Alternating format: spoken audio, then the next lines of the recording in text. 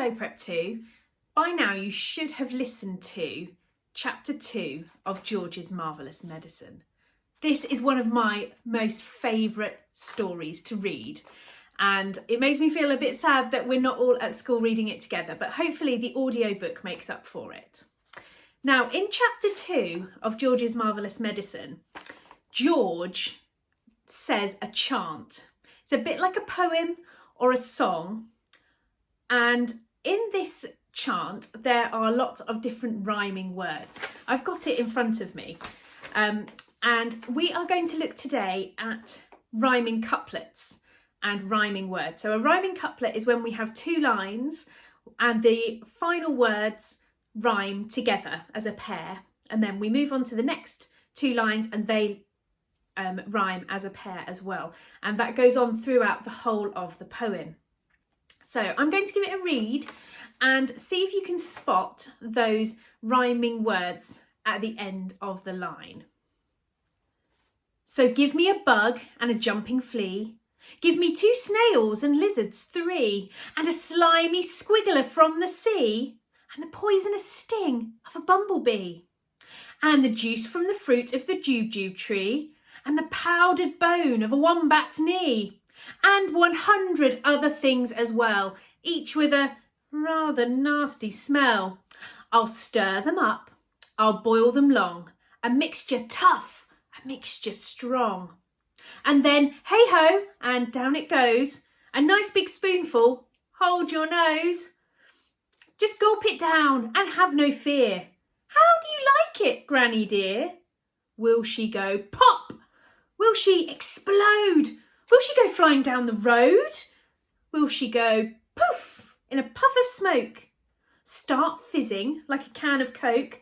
Who knows? Not I. Let's wait and see. I'm glad it's neither you nor me.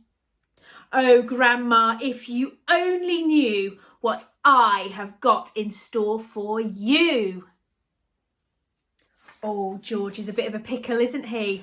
Oh my goodness. Now, I know, of course, you would never create such a potion for anybody in your house, but I think George has got a bit fed up with his horrible old grandma, and this is what he is doing to play a bit of a trick on her. So did you spot any of those rhyming words? Shall we take a look at this now, and we will highlight a couple, and then you are going to finish off doing those highlights yourself at home. Now that we've read the poem through again, I am going to have a go at highlighting and finding those rhyming words and rhyming couplets. Now, I've got 2 different coloured highlighters. This isn't essential, but it is quite a helpful tool to be able to highlight the rhyming couplets so you don't get confused about which ones go with which. So let's have a look together. So give me a bug and a jumping flea, give me 2 snails and lizards 3. Now the words flea and 3 rhyme. They have the same sound at the end of the word. Flea, 3. Now, even though the spelling pattern is different, it still makes that E sound. So the EA and the double E both make the E sound. Give me a bug and a jumping flea, give me 2 snails and lizards 3. Now I'm going to change to my other colour highlighter, because I've got 1 rhyming couplet there. I'm going to look for the next one. And a slimy squiggler from the sea, and the poisonous sting of a bumblebee. Well, these rhyme at the end, don't they? Now, you may notice as well that these lines rhyme with these ones. They all have the E sound at the end. These ones have the EA, and these ones have the double E. It's a bit of extra phonics going on today. Now, what I would like you to do is to go through this poem, and you can listen to it on the audiobook or on my video, or you can read it through yourself and see if you can highlight all of those rhyming words and rhyming couplets.